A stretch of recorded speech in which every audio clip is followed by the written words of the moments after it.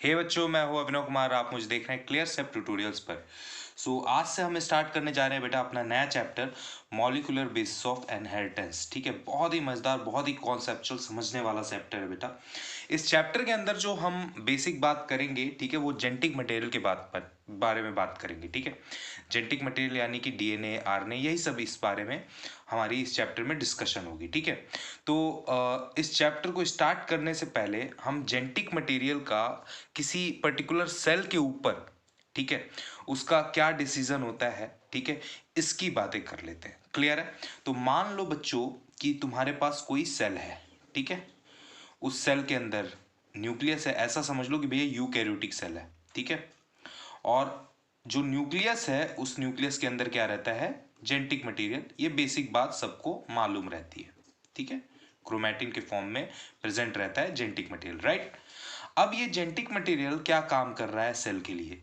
ये genetic material cell के structure को डिसाइड कर रहा है, नंबर वन। सेल के बेटा क्या कर रहा है, स्ट्रक्चर को डिसाइड कर रहा है, नंबर वन। दूसरा काम, ये सेल का फंक्शन डिसाइड कर रहा है कि सेल क्या काम करने वाला है। ये भी इसका जेनेटिक मटेरियल का ही एक काम है, ठीक है, कि सेल क्या काम करेगा, यही यही डिसाइड करता है। सही है।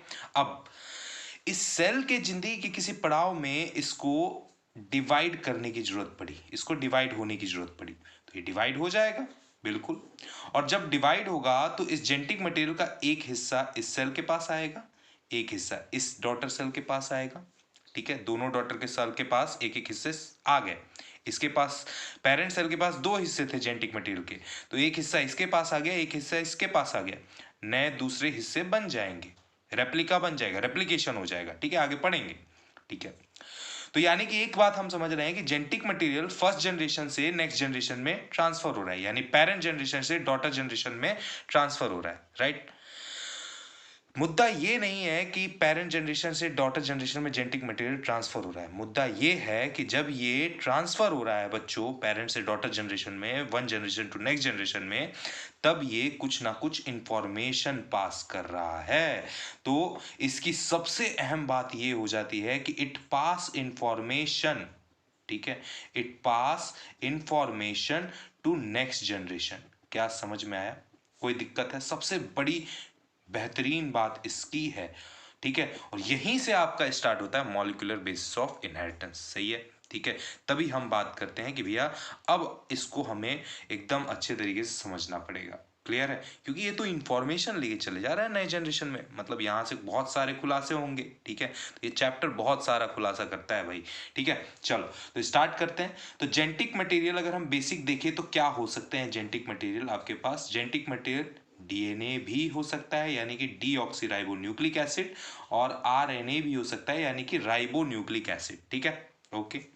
लेकिन अगर हम वही बात करें बेटा लिविंग सेल्स की, इन लिविंग सेल्स, ध्यान से समझिएगा, ठीक है, लिविंग सेल्स में सिर्फ और सिर्फ डीएनए जो होगा वो एक्ट करेगा जेनेटिक मटेरियल की तरह। DNA act as genetic material only. ठीक है सर, आरएनए नहीं होते हैं क्या लिविंग सेल में? बेटा आरएनए भी होते हैं, बट वो जेनेटिक मटेरियल की तरह नहीं काम करते हैं। सही है, ठीक है। आरएनए जो होते हैं लिविंग सेल के अंदर जेनेटिक मटेरियल की नहीं काम करते हैं, वो कोई और फंक्शन करते हैं, जैसे कि मैसेंजर का काम हो गया, एडेप्टर मॉलिक्यूल का काम हो गया, या फिर कैटलिस्ट का काम हो गया। ये सब काम करते हैं आरएनए। ठीक है, लिविंग सेल की बात बोल रहा हूँ, लिविंग सेल के अंदर। लिविंग सेल में फिर से सुनो, डीएनए आरएनए दोनों प्रेजेंट हो गए, लेकिन जेनेटिक मटेरियल की तरह कौन काम करेगा? सिर्फ और सिर्फ डीएनए करेगा, आरएनए नहीं करेगा। क्या क्लियर हुई मेरी बात? ठीक है, अब बात करते हैं वायरस की।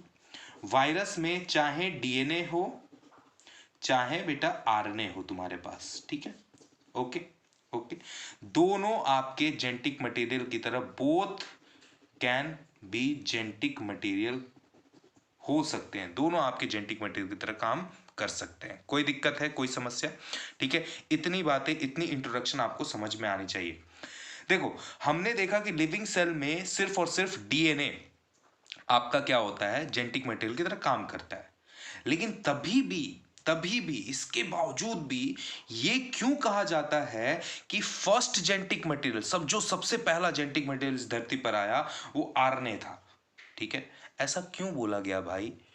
ऐसा समझो डीएनए जो है बेटा वो ज़्यादा डेवलप्ड जेनेटिक मटेरियल है और आरएनए जो है वो लेस डेवलप्ड जेनेटिक मटेरियल है, एक तरीके से समझो इसको, ठीक है।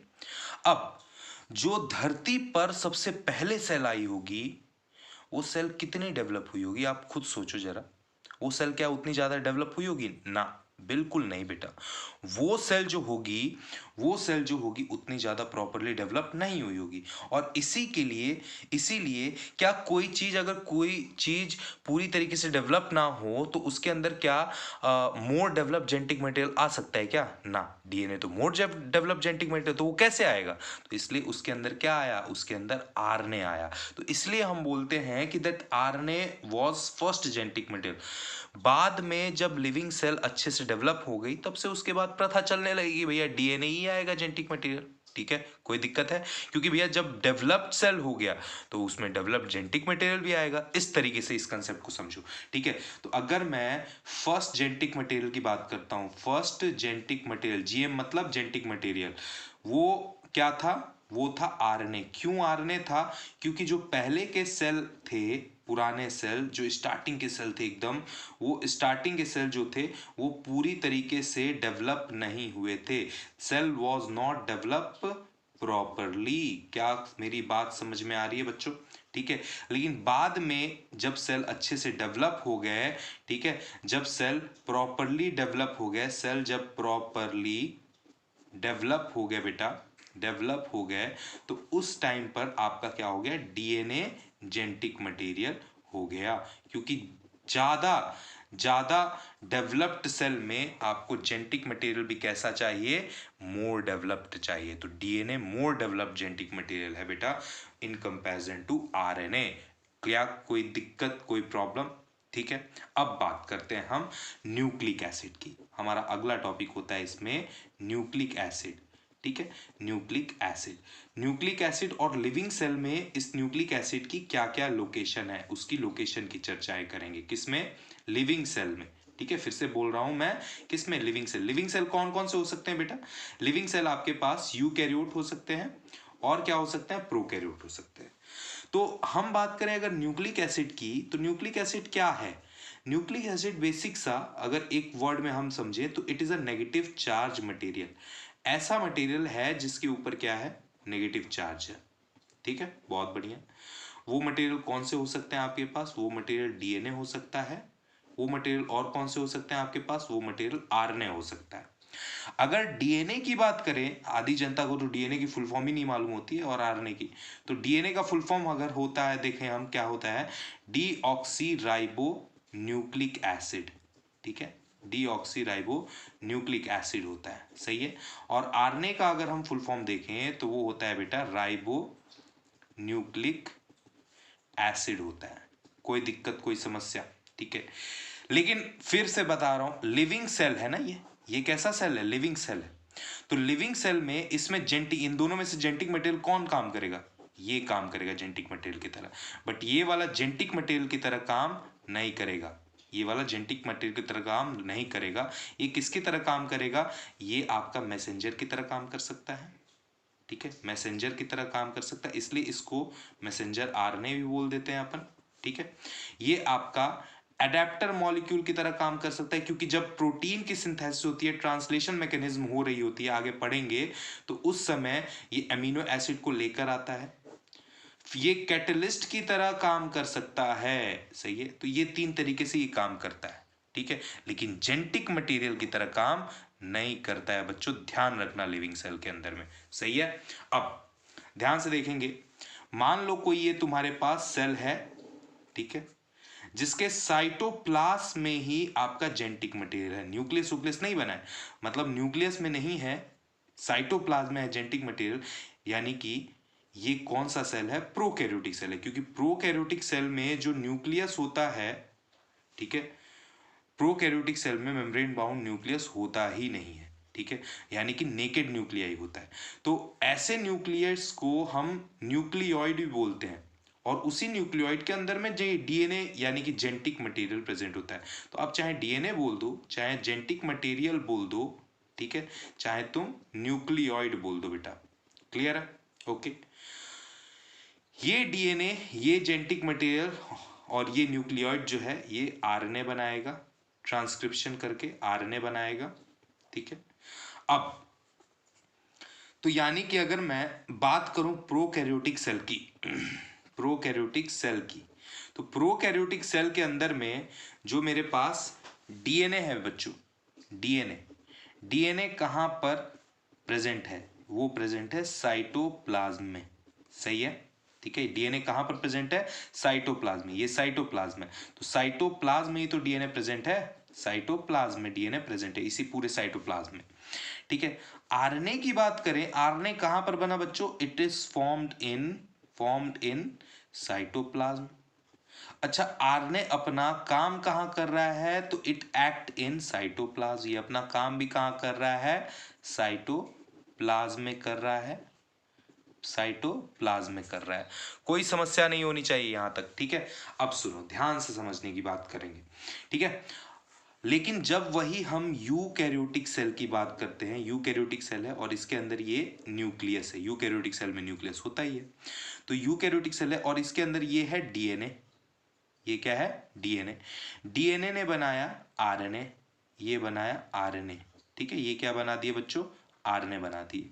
अब ये आरएनए बाहर आता है प्रोटीन सिंथेसिस करने के लिए, क्लियर है? ओके, तो देखो, जो डीएनए है वो कहां पर पाया जा रहा है इस बार? क्या साइटोप्लाज्म में पाया जा रहा है? ना, यूकैरियोटिक सेल में डीएनए आपका न्यूक्लियस में पाया जा रहा है।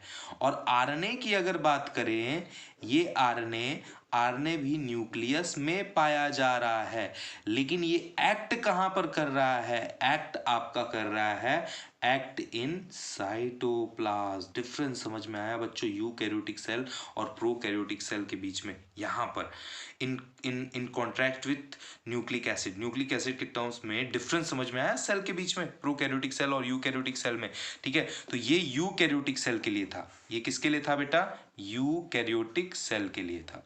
क्या मेरी बात यहां तक क्लियर हुई? कोई दिक्कत, कोई समस्या, कोई परेशानी हुई है तो बोलो, ठीक है। एकदम क्लियर है? कमेंट सेक्शन में बोल देना, सही है। आगे बढ़ जाते हैं बच्चों।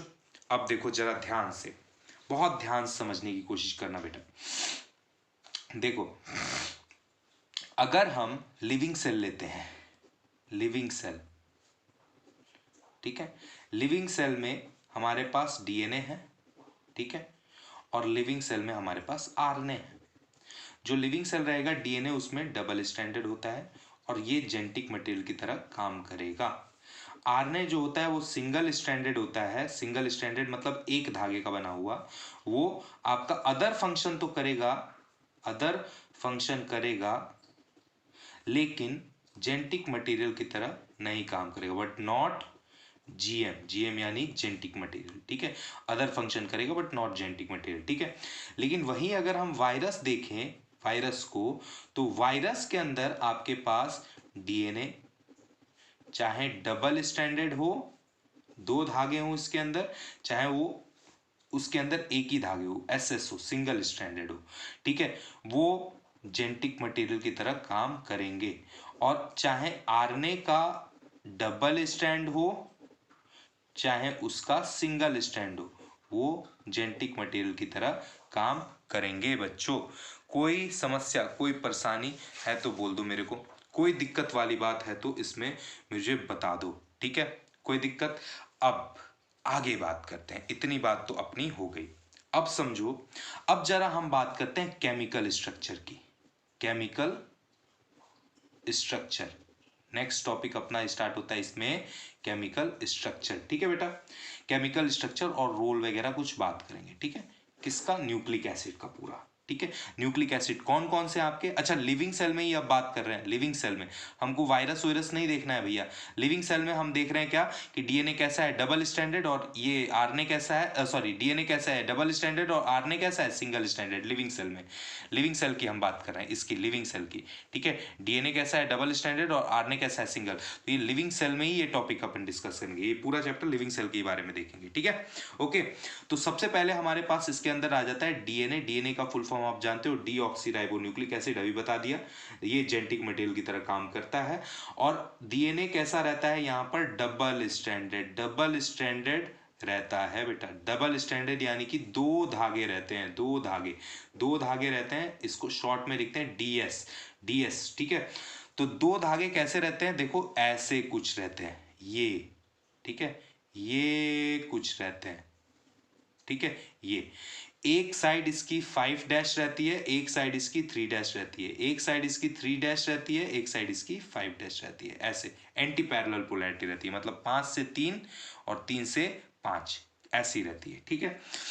ये एक जो चैन है इसको तुम बोल रहे हो पॉली न्यूक्लियोटाइड चैन। कोई दिक्कत? सॉरी। वहीं अगर हम आरएनए देखें बेटा, आरएनए, ठीक है, आरएनए देखें तो आरएनए के अंदर हमारे, आरएनए कैसा होता है, सिंगल स्ट्रैंड होता है, सिंगल स्ट्रैंड होता है। आरएनए कैसा होता है, सिंगल स्ट्रैंड, यानी कि एस एस होता है, यानी कि इसके अंदर एक ही धागा होगा, 5 prime to 3 prime, right, okay, बहुत बढ़िया। अब इसके अंदर भी ये क्या कहलाएगा, पॉलीन्यूक्लियोटाइड चैन। तो तुम ध्यान से देखो, अगर दो धागे हैं तो कितने पॉलीन्यूक्लियोटाइड चैन, दो पॉलीन्यूक्लियोटाइड चैन, ठीक है। ये दो धागे, धागे बोल रहा हूं मैं, धागे क्या है, धागे ही तो पॉलीन्यूक्लियोटाइड चैन है बेटा, ठीक है। यहां पर वर्ड देखो पॉली आया है, और न्यूक्लियोटाइड क्या है, मॉलिक्यूल है। बहुत सारे न्यूक्लियोटाइड के मॉलिक्यूल को आपस में चैन की तरह जोड़ दिया है, ऐसे समझो कि मोतियों की माला है, ये मोतियों की माला है, ठीक है, और इनको जोड़ दिया गया। ये मोतियां क्या है, मोतियां हैं न्यूक्लियोटाइड, ठीक है ना। और बहुत सारे मोतियों को जोड़ दिया गया है धागे से, तो क्या बन गया है, पॉलीन्यूक्लियोटाइड। तो ऐसे दो पॉलीन्यूक्लियोटाइड चैन से आपके बने हुए हैं डीएनए, और ऐसे एक पॉलीन्यूक्लियोटाइड चैन से आपका क्या बना हुआ है, आरएनए। तो डीएनए के अंदर दो पॉलीन्यूक्लियोटाइड चैन होता है, और आरएनए के अंदर सिंगल पॉलीन्यूक्लियोटाइड चैन होता है, अगर मैं लिविंग सेल की बात करता हूं तो।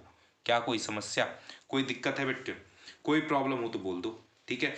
अब ध्यान देंगे एकदम फोकस के साथ, अगर मैं देखूं तो सबसे पहले तो थोड़ा पॉलीन्यूक्लियोटाइड के बारे में चर्चा अपन करते हैं, ठीक है, कि पॉलीन्यूक्लियोटाइड आखिर में क्या होगा, ठीक है। देखो ध्यान से समझना बेटा, अगर मैं देखूं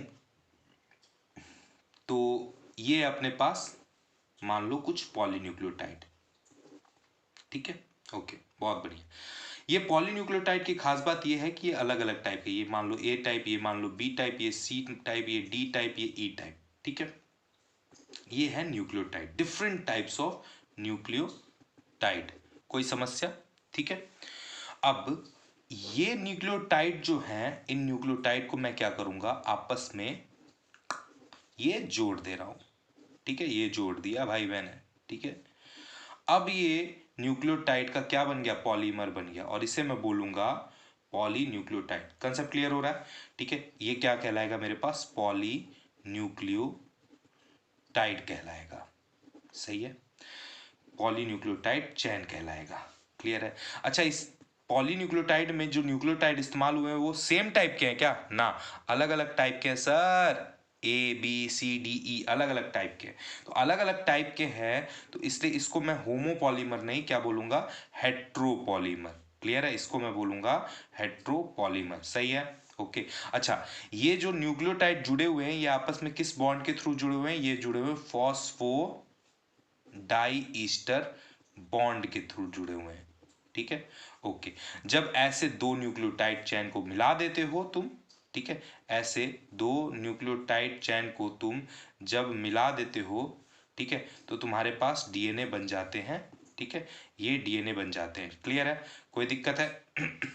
अरे मैंने यहाँ पर कॉइलिंग गलत कर दी है बेटा, sorry sorry, right handed fashion होता है ना, हाँ सॉरी, यहाँ पर कर देता हूँ, देखो ये ऐसे, क्लियर है, ये ऐसे, सही है, यहाँ पर न्यूक्लियोटाइड बना दो आप, ठीक है, ऐसे दो, ये, तो ऐसे दो जब न्यूक्लियोटाइड के पॉलीन्यूक्लियोटाइड चेन आपस में ऐसे कॉइल हो जाते हैं राइट हैंडेड फैशन में, ठीक है, तो ये आपका डीएनए बना देता है। इसका एक एंड जो होता है वो 5 डैश टू 3 प्राइम होता है, और दूसरा एंड 3 प्राइम टू 5 प्राइम होता है, सही है।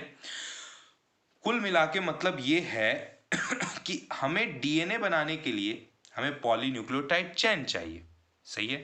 हमें ये डीएनए बनाने के लिए या चाहे आरएनए बनाने के लिए हमें क्या चाहिए, पॉलीन्यूक्लियोटाइड चेन चाहिए। और पॉलीन्यूक्लियोटाइड चेन बनाने के लिए हमें न्यूक्लियोटाइड चाहिए बेटा।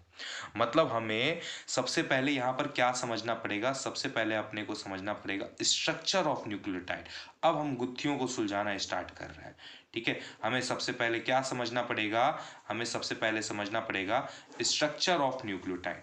अब स्ट्रक्चर ऑफ न्यूक्लियोटाइड समझने के लिए हमें क्या देखना होगा, देखो स्ट्रक्चर ऑफ न्यूक्लियोटाइड को देखते हैं जरा, ठीक है। तो देखो स्ट्रक्चर ऑफ न्यूक्लियोटाइड में एक होता है शुगर, क्या होता है बेटा, शुगर, क्लियर है, ओके।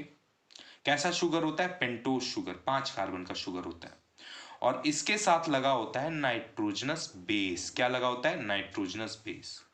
और इसके साथ लगे होते हैं फॉस्फेट, क्या लगे होते हैं, फॉस्फेट, क्लियर है, ओके। अब जब शुगर और नाइट्रोजनस बेस को तुम जोड़ते हो तो बनता है न्यूक्लियोसाइड, सही है बेटा। और जब तुम इस पूरे न्यूक्लियोसाइड को फॉस्फेट के साथ जोड़ते हो तो तुम्हारे पास बनता है न्यूक्लियोटाइड, ठीक है। सर आपने 3 फॉस्फेट जोड़े, 3 जोड़ने पड़ेंगे क्या, अरे बेटा एक भी जोड़ देगा तो बन जाएगा न्यूक्लियोटाइड, ठीक है, ठीक है। मैं यहां पर 3 जोड़ा हूं, अगर तू एक भी जोड़ देगा तभी भी न्यूक्लियोटाइड बन जाएगा, सही है, ठीक है। 3 क्यों जोड़े सर, इसकी कहानी बाद में राज खुलेंगे, क्लियर है, बाद में, अभी थोड़ा सब्र करो, ठीक है। अभी चैप्टर में मूव ऑन कर रहे हैं ना, अभी तो चैप्टर स्टार्ट हुआ है, ठीक है। तो यानी कि मैं ये बोल सकता हूं कि न्यूक्लियोसाइड प्लस फॉस्फेट आपका क्या कहलाएगा, न्यूक्लियोटाइड कहलाएगा। अच्छा न्यूक्लियोसाइड क्या कहलाएगा, nucleoside is the sugar plus nitrogenous base, ठीक है। तो मैं लिख सकता हूं, देखो ध्यान से देखना बेटा, मैं क्या ये लिख सकता हूं कि date sugar plus nitrogenous base is equal to nucleoside SIDE, ठीक है। और न्यूक्लियोसाइड को अगर मैं फॉस्फेट से जोड़ देता हूं तो ये क्या कहलाता है, ये कहलाता है मेरे पास न्यूक्लियोटाइड। यानी कि न्यूक्लियोटाइड को बनाने के लिए हमें 3 चीज की जरूरत चाहिए, सबसे पहला फॉस्फेट, दूसरा नाइट्रोजनस बेस, और तीसरा, सबसे पहला शुगर, फिर दूसरा नाइट्रोजनस बेस, फिर तीसरा फॉस्फेट, ठीक है। थोड़े बहुत मेरा कंसंट्रेशन इधर उधर हो जा रहा होगा, ठीक है, इसलिए देख कुछ और रहा हूँगा, बोल कुछ और दे रहा हूँगा, ठीक है। पेन कहीं और चले जा रहा होगा और बोल कुछ और दे रहा हूँगा, क्योंकि रात बहुत हो गई है बेटा, ठीक है। और मुझे नींद आ रही है, लेकिन डेडिकेशन है आप लोग को पढ़ाने का, तो इसलिए पढ़ा रहा हूँ, ठीक है। 1:30 बजे है रात के, सही है, ओके। नींद बहुत आ रही है, दिन भर भी कोचिंग वगैरह में क्लास ली, उसके बाद फिर अभी यहाँ पर ले पढ़ा रहे हैं, तो इसलिए, क्लियर है, तो इसलिए शिद्दत के साथ पढ़ो बच्चों, ठीक है। तो ये आपका 3 चीजें पढ़नी पड़ेगी, पहले शुगर, फिर उसके बाद दूसरा नाइट्रोजनस बेस, फिर आपका तीसरा फॉस्फेट, सही है, कोई दिक्कत है, तो ये 3 चीजों को हम नेक्स्ट क्लास से देखेंगे। क्या यहाँ तक कोई दिक्कत, कोई परेशानी, कोई समस्या हो तो जरूर कमेंट में लिखना बेटा। ये आज का इंट्रोडक्शन हुआ, नेक्स्ट क्लास में हम स्ट्रक्चर ऑफ न्यूक्लियोटाइड को कंटिन्यू करेंगे, इसमें सबसे पहला हिस्सा हम शुगर से स्टार्ट करेंगे, ठीक है बच्चों। मिलते हैं नेक्स्ट क्लास में, कोई दिक्कत।